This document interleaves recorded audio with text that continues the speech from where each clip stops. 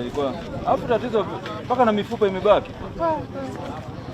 Sasa limewaponda kweli. Tulikuwa tunashindana baada ya kuchukua wanafunzi mjini kuwapeleka Kanyeri sekondari, wakati wanarudi walikuja wanashindana. Lakini mmoja aliwahi kupita. Hao wengine wawili ndio wakachelewa kaigonga treni kwenye ubavu. Mwingine amepelekwa paka kule, mwingine alikuwa amelala hapo. Ina kaponjeka hadi ubongo umebaki pale. Kwa kweli limekuwa ni jambo la kuhuzunisha sana, kwa sababu vijana hawa bado tulikuwa tunahitaji ni nguvu kazi ya taifa.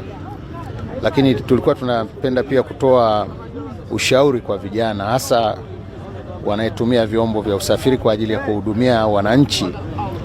Tunasema itakuwa ni jambo zuri sana kama endapo watakuwa wanatumia vyombo hivi vya usafiri wakizingatia usalama barabarani. Namna ya kutumia vyombo katika sehemu kama hizi za njia panda, ni vizuri sana kuwa katika mwendo mdogo na kuangalia usalama wao kwanza.